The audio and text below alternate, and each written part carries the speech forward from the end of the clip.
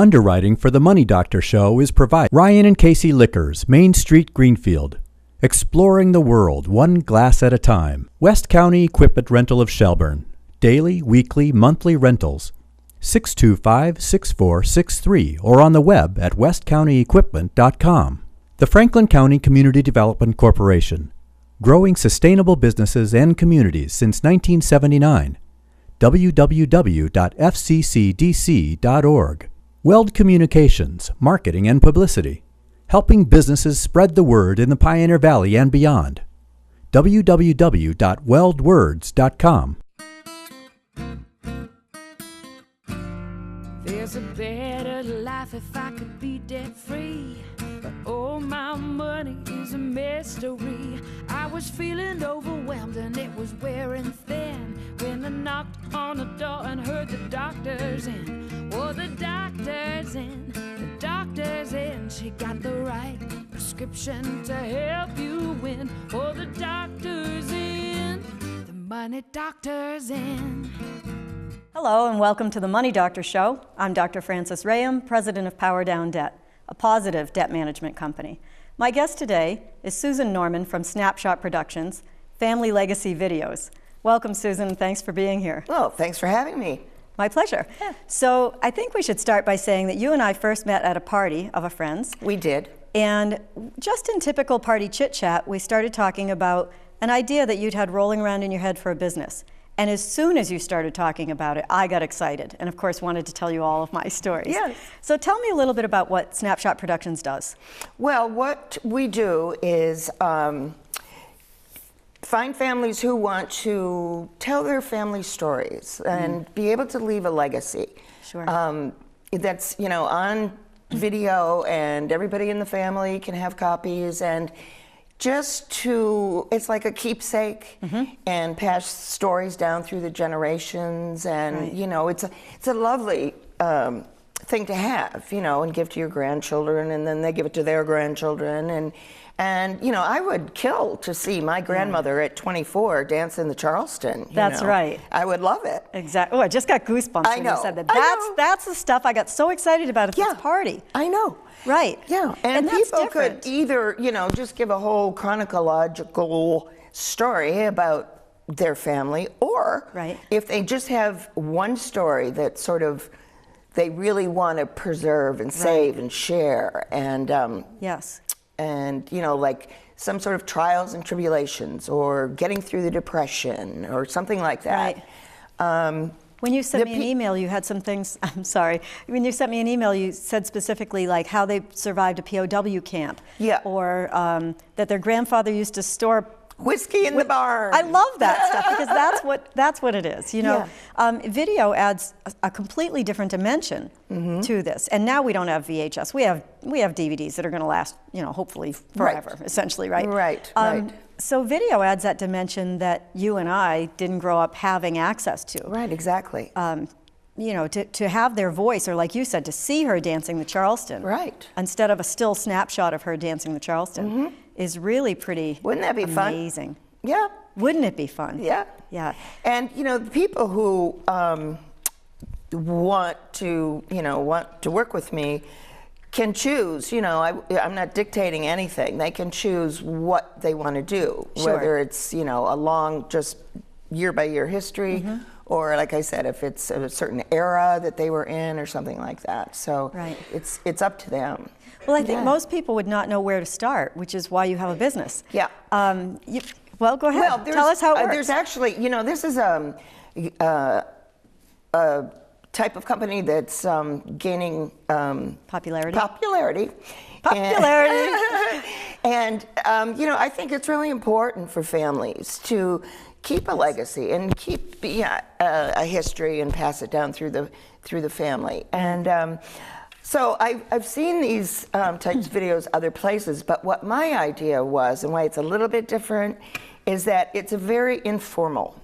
I just want to be like shooting the breeze at the table. Do I get to quote you? There was a quote. I forget what it was now. But I also want to do, because some of these are, they're very costly to have done, is I want to make it available to, the guy down the street, or, whomever. Yeah. So I want to do it in a Casual right. budget kind of thing, but still keep the quality. When I asked you for an email, I said, I want to get some little bullet points of your business. Your email was so rich in content, I could have read the email on the air and we would have had a show, which is why you do what you do. One of the quotes that I've taken from it says, an effort to share love, to share the experience of our humanity, to share joy and the cozy comfort of being real. And that I loved. As soon as I read that, I thought the cozy comfort of being real, that is invaluable. As opposed to having this log of either written stories that somebody gives you, which is really nice to have and helpful, right, sure. or those still snapshots. To have somebody's gestures and the way they, I don't know, the way they flicked their hair is the same way you flick your hair. Right. I have a friend who lost his father before, or just right after he was born, but before he has any memories of him. And his one prized possession in life is a photograph of his father when his father was 18 years old. And he studied it for so long trying to find some connection, because he's been adopted and all of that. He's trying to find some connection with his father from that photograph, and he will tell you, if you talk to him, he has his father's thumb. That's what he'll say. He studied that photograph for so long that he knows he has his father's thumb. Isn't that wild? See, imagine if he had video. It's important to people. Imagine a video. Very important. Yeah. Right away, I want to tell all my stories, of course. I'll tell you a couple maybe, but give me a little bit of an idea of your background. Why you worked for a famous late night talk show host for, what, 2 years? Yeah, 2 years. I was out in Los Angeles for like 16 years, and I was working in the entertainment industry, and I worked for this late night talk show host gentleman. Whose name we're not allowed to say, but if we said it, you would all know it. Yes. I know, but there was a privacy agreement that I signed. That's right. Anyway, so I did that for 2 years. I also was assistant to the director on films, and I did production coordinating and different types of things in the industry. And I worked for one of the actors on Dallas for 2 years. Wow. One of the Yep, and she was lovely, and so I've really been around, TV and movies and a lot. So it just kind of seems natural to me to tell a story, in live action and rather than just have something written. And to organize all that as well. Yes. Which we want to talk about. If you're just joining us, my guest is Susan Norman from Snapshot Productions. We're talking about a different dimension that video adds to preparing and preserving your family legacy. So, Susan, you're transitioning from full-time employment into retirement, starting up this business. I know you want to augment income here by starting a business, but what's feeding you? What's making you choose this rather than another kind of a job? Well, I mean, I have really enjoyed my career over the years, and and I've branched out and done other things. I've got a real estate license in 2 states, and tried other things, and though I enjoyed them and I took a lot of pride in what I did, I'm searching to find something in this second half of my life that is fulfilling and exciting and joyous and something that gives back to the community. Yes. And so that's really where the idea came from. Now, something that gives back to the community leads me automatically into the idea that you're working on a public TV show. Right. Which I don't know how much we can say about it at this point. Well, I won't say a lot about it, but it is a public TV show. Well, you can say as much as you want to. I don't know how much I can say about it. What this is, it's basically kind of the same thing, but it differs a little in that these are, my guests on the show would come on. They would be people that I find in our community. Right, or who find you. Or who find me, call me, that have stories. Yes. There's not the time to do someone's whole life history on a TV show. So this, I think, would be great for someone to come on and talk about something that exciting happened in their life, or how they made it through the wax, and became a pilot, or... I just thought of something. I'm at the Shady Glen restaurant often for breakfast, and there are people there that tell their stories all the time because that's a hub, right? And a woman, whose name I won't mention, was telling me one day that her relative invented the cancellation stamp or something like See that, there? and they never got any money from it, and there were all these legal things and all these family members. That's the kind of story that you could cover in a half-an-hour public Right. TV show. Exactly. With all the wacky details. Right, You know, right. yeah, right. And not to sound corny, but maybe a rags to riches story, or Right. how someone, I've had, even though I've had a great life, it's been a roller coaster Sure. ride, like so many of us have. That's a And, rich life. Yeah, it is. It is. I wouldn't trade it for a minute. But even though I've had a great life and I love it, I have had my own adversity. Challenges? Challenges Sure. that I've had to overcome. Sure. And some were small and some were quite large, actually. Yeah. But I want to hear about people who gone through similar types of things, or the kind of adversity that they had to fight through, and they made it. Right. And Right. this would be something that I think people would find uplifting and exciting and encouraging in the community, to hear these stories of people overcoming adversity. Okay. Yeah. I'm going to trade. Will you tell a family story? Is there something that pops into your mind? Oh my gosh. Family story. So many. There's actually, I had a wonderful family. I had a mom and a dad and 2 sisters and a brother. And I grew up in the Midwest, and we were not in a small town, but sort of a medium-sized town of Grand Rapids, Michigan. Mm-hmm. And our family was just wild. We did a lot of fun things. But then again, also things happened in our family that we really had to knuckle down and conquer. And, Sure. I know I've put you on the spot. You have. I have so many stories, and all of a sudden I can't think of any. But I'll get you started. Okay. Because I'm dying to say this, of course. Okay. This is just what I thought of when you said you're going to do this for people, for their posterity, essentially, for their families. Right. All of these stories come down through the ages in our family, and I don't have any video of them, but I wish Right. I did. Right. Some hot spots. One of the biggest stories in my family was that my great uncle on my mother's side was a baker for the Queen of Scotland. Oh. And came here to America when he was 16. Now, most people would think, why not just stay as a baker for the Queen of Scotland? He wanted a different life, brought people with him, right? Right. Another story, I had a crazy grandmother on my father's side who spoke very heavy broken English and told the bill collectors one time, if you're not nice to me, I won't even put your name in the hat any longer. So things like that. And those aren't big stories for anybody else, but for our family. Right. Those are important tales. Yeah. Well, I remember a story about knew you would. my grandfather and my grandmother. It was during the Depression, and they were living in the South, I think Alabama or somewhere. And my mother was just a tot.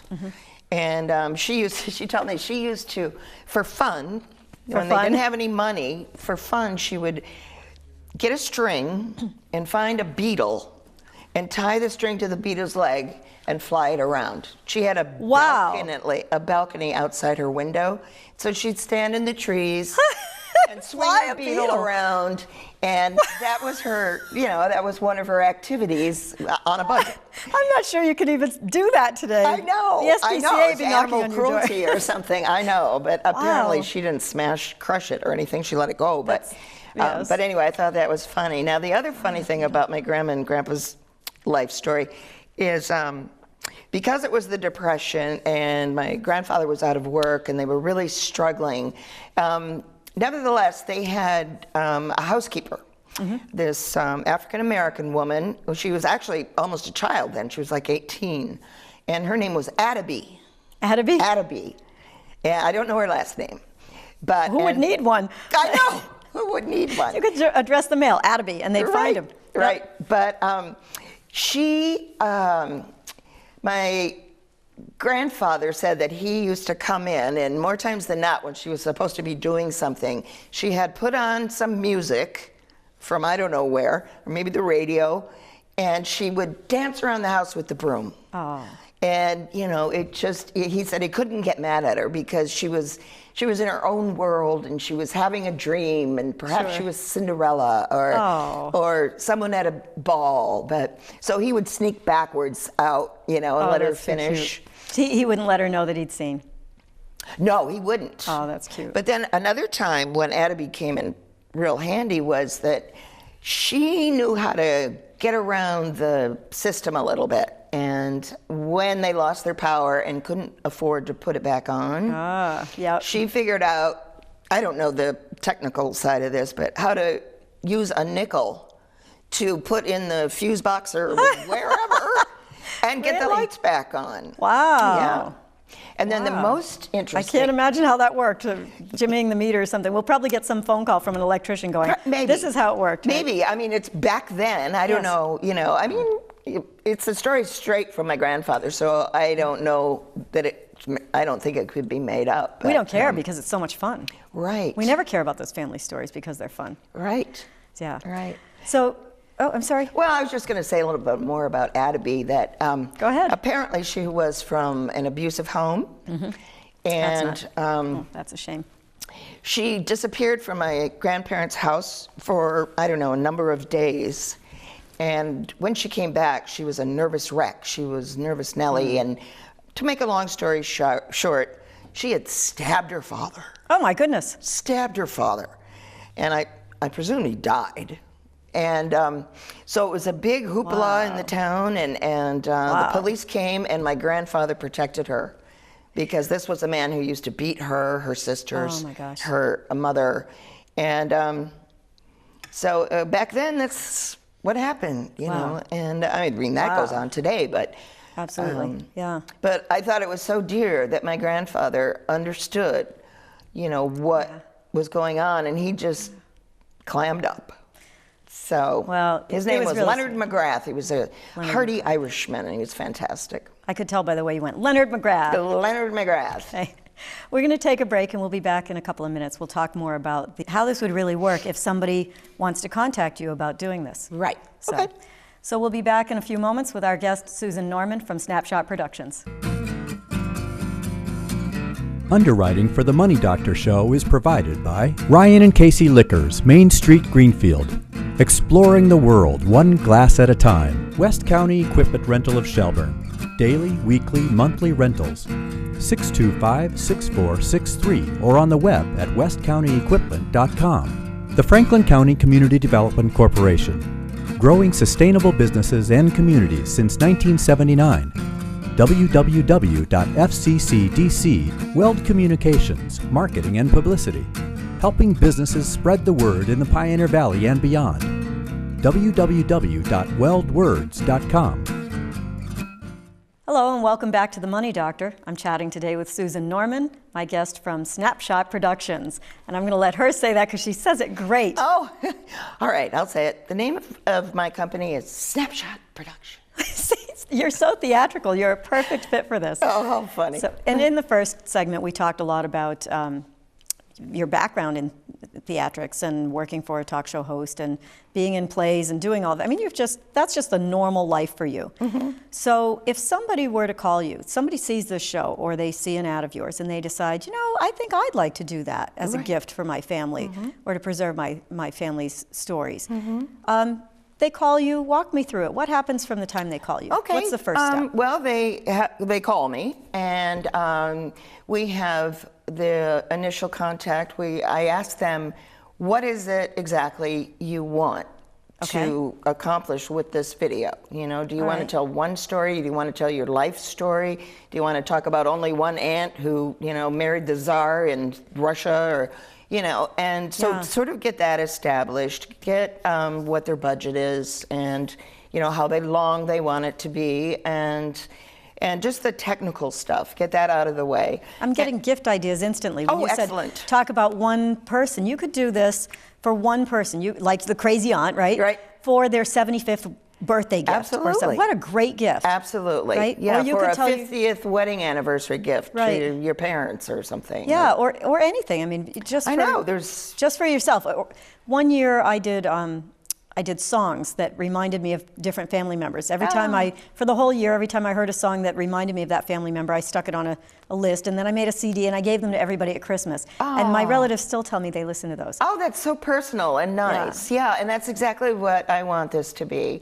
Yeah. And like I said, I want to do it in a way that makes it affordable. Yeah, to affordability everybody. is key. That Right. anybody that wants to do it, because there are these companies out there, more in the West Coast than here, but they're pretty darn pricey. Yeah. They're for the wealthy people who can afford to just do that. You know, and with the economy as it is and such, but I just want to make it more casual. Yes. A really just a friendly back and forth, shooting the breeze. You said shooting the breeze before. Yeah. That was perfect. Yeah. Right. Yeah. And I'm clapping loud. It's okay. Anyway, so yeah, that's what I want to do. I want to make it fun and professional and affordable. And really comfortable, right? Oh, absolutely. So in order to prepare somebody, like, let's say they called you, and don't worry, we'll tell you how to reach her. They call you, and you go out, you begin to interview them. That's a casual kind of no filming sort of chit-chat, right? Exactly. And you're going to start to take this data and begin to organize it? Yes. Yes, exactly. Okay. The interview will be, well, a big part of it is just them getting comfortable with me. Okay. And me getting comfortable with them and kind of getting a sense of their personalities and like I said, what they want this video to, you know, show people. Right. And I might even sometimes bring a camera if they've already got like stories already all set up. Yeah. And that also would get them used to it before the, you know, the real one take video. That's the Boy Scout school of thought. Yes. The be prepared thing, Yes, right? be prepared. Right. But so, and they would tell me generally what they want to do. I would have asked them on the phone in our conversation to get out some family pictures that they think are pertinent to what they're talking about, some mementos maybe, you know, World War II medals. Yeah, medals or little tchotchke hummels or something like that. Something like that. Something that's important to them and that it too, the medals too can be passed down in the family, you know. A piece of grandmother's china or a statue that was given to somebody as an engagement gift, you know, 3 generations ago that's still in the family. Exactly. Yeah. Exactly. Now, I suppose they would have the option, and this is where I don't have the creativity that you have about it, but I suppose they would have the option of either having you sort of interview them like we're doing right now, or you just filming them directly, or filming them within a family picnic talking, or... Absolutely. I mean, they can put it themselves in any setting they want. I know that I enjoy the interview type situation where I would make myself a list of questions based on what they've told me and based on the, you know, the points in history that they're bringing up, and so I would get a list of questions and then have an interview like this if they're comfortable with that. Sure. They may just want to sit in one place, look at the camera, and say, you know, back in 1929, you know, and... But if they want to do that, you would be valuable to coach them through how to deliver that and how to break those things up so they're still interesting, rather than somebody just sitting there doing a YouTube video of their own. No. We would almost script it out, but it would be their, you know, their original words. It wouldn't be some script that I write. You know, it's their story. So yeah, it would be very organized and scripted out. So you'd essentially be a director. You'd be directing. Yes. You'd be directing their family play. Indeed. Right. That's wonderful. Yeah. And it's really useful, I think. Now, in some cases, there would possibly be some research to be done. That maybe the family has part of a story. How would that work? Absolutely. Well, say something took place in, you know, somewhere in Nebraska or something, back in 1876, and they knew what happened in their family, but they didn't know the whole story of, you know, what it involved. And then I would go back and find out, you know, really, oh, this company was made in, you know, and this was the owner, and he did that, and they made brass tacks, and, you know. I mean, that's endless. Exactly it. As a matter of fact, I saw on television the other night, it was like 60 Minutes or something, and it was a reunion of like 5 brothers and sisters that were all separated at some point when they were very, very young and farmed out to other families, you know, like foster families. And now that they're adults, one of them made the effort and contacted one of them, and somehow they all came together, and there they are. Now they each have a different story of their life, and if we could sit them all down and just ask the questions and, you know, get answers from each individual. I mean, that would be very interesting. Wouldn't that be fascinating? So if folks want to get a hold of you, until your website's up, because I know you're in this transition and you've got all your It's so ducks in a row, exciting. but I know. it's changing every day. So until that Well- is completed, how do they reach you? Well, I have an email before the website gets up that someone could contact me, and that is Snapshot Productions. At Gmail? Gmail.com. At Gmail. I couldn't remember where it was. Yeah. Gmail.com. And if you need to call, is there a phone number they can call, or is that still in the works? There's a phone number. It's 413-475-3363. Okay. And if you can't find her, you can always call me, and I'll get you in touch with her. Thank you so much for being here. Thank you. It's really been fun. appreciate it. I'm the Money Doctor. Thanks for watching. Until our next chat, keep it positive. There's a better life if I could be debt free. But all my money is a mystery. I was feeling overwhelmed and it was wearing thin when I knocked on the door and heard the doctor's in. Oh, the doctor's in, the doctor's in. She got the right prescription to help you win. Oh, the doctor's in, the money doctor's in.